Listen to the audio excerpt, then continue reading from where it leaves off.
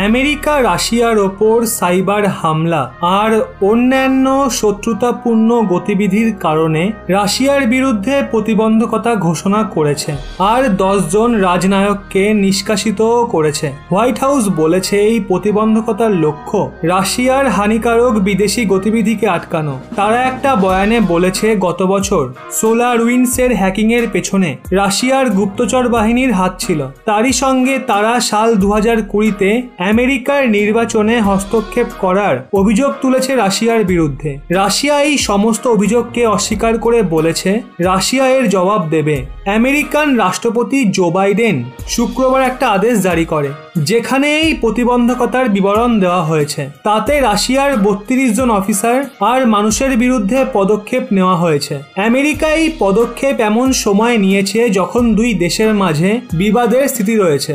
গত মাসে আমেরিকা রাশিয়ার 7 জন আধিকারিকের বিরুদ্ধে রাশিয়ান রাষ্ট্রপতি ভ্লাদিমির পুতিনের আলোচক অ্যালেক্সি নাভেলনিকে বিষ ছড়ানোর জন্য পদক্ষেপ নিয়েছিল।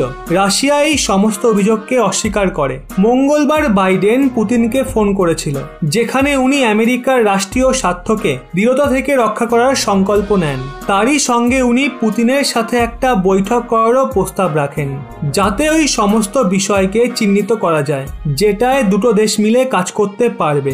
শুক্রবার আমেরিকান রাষ্ট্রপতি বাইডেন রাশিয়ার বিরুদ্ধে প্রতিবন্ধকতা লাগানোর সিদ্ধান্তকে আনুপাতিক বলেন। বাইডেন রিপোর্টারদের বলেন, আমি রাষ্ট্রপতি পুতিনকে স্পষ্ট করে দিয়েছি যে আমরা আরো অনেক কিছু করতে পারি, কিন্তু আমি সেটা এখনো করিনি।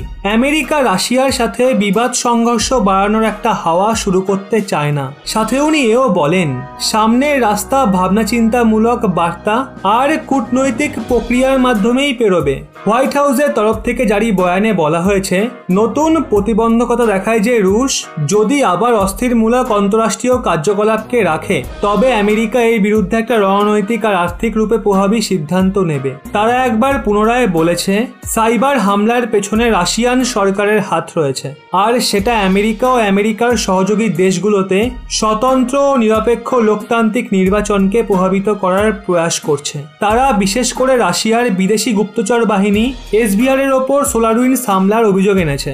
এই হামলায় সাইবার অপরাধীরা 18,000 সরকারি আর প্রাইভেট কম্পিউটার নেটওয়ার্কে পৌঁছে গিয়েছিল।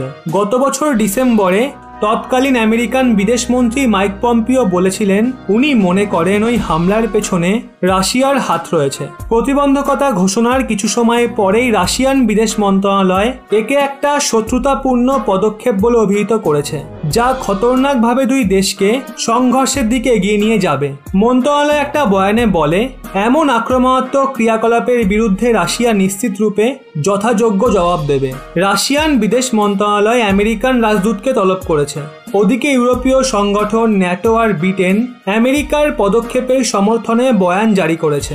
জো বাইডেন ফেব্রুয়ারিতে বিদেশ নীতির ওপর তার প্রথম ভাষণ দেওয়ার সময় বলেছিলেন রাশিয়ার সামনা করা হবে। উনি বলেছিলেন রাশিয়ার আক্রমণাত্মক ক্রিয়াকলাপে আমেরিকায় ওলটপালট হওয়ার সময় চলে গেছে। 2014-তে রাশিয়ার ক্রাইমিয়ার ওপর দখলদারির সময় বাইডেন আমেরিকার উপরাষ্ট্রপতি ছিলেন আর তখন ওবামা বাইডেন সরকারের ওপর কিছু না করার আরোপ লেগেছিল। কিন্তু বিগত সময়ে জো বাইডেন রাশিয়ার ইউক্রেনে আক্রমণাত্মক কার্যকলাপের জন্য রাশিয়াকে হুঁশিয়ারি দিয়েছে। রাশিয়া ওখানে সীমাবর্তী এলাকায় নিজের সৈন্য সংখ্যা বাড়াচ্ছে। এর আগে ডোনাল্ড ট্রাম্প রাশিয়ার রাষ্ট্রপতি পুতিনের আলোচনা করায় পস্তাচ্ছিল। গত মাসে এক রিপোর্টে আমেরিকার গোয়েন্দা সংস্থা জানায় রাশিয়ার রাষ্ট্রপতি হয়তো ট্রাম্পকে দ্বিতীয়বার রাষ্ট্রপতি নির্বাচিত হওয়ার জন্য অনলাইন সহায়তা করার নির্দেশ দিয়েছিল। কিন্তু কার্নেগি মস্কো সেন্টারের মতে ডোনাল্ড ট্রাম্প এত কিছু সত্ত্বেও রাশিয়ার বিরুদ্ধে রেকর্ড মাত্রায় 40-এর থেকে বেশি প্রতিবন্ধকতা লাগিয়েছে। 2018-তে উনি 60 জন রাশিয়ান রাজনায়ককে নিষ্কাশিতও করেছিল। আর এই ডোনাল্ড ট্রাম্প আর জো বাইডেনের মধ্যে কার বিদেশ নীতি আপনার সবচেয়ে বেশি পছন্দের অবশ্যই নিচে কমেন্টে জানান। আর এরকমই ব্যাক টু ব্যাক আপডেট পেতে রহস্য বাংলা এই চ্যানেলটি সাবস্ক্রাইব করে পাশের বেল আইকনটি অল করে রাখুন।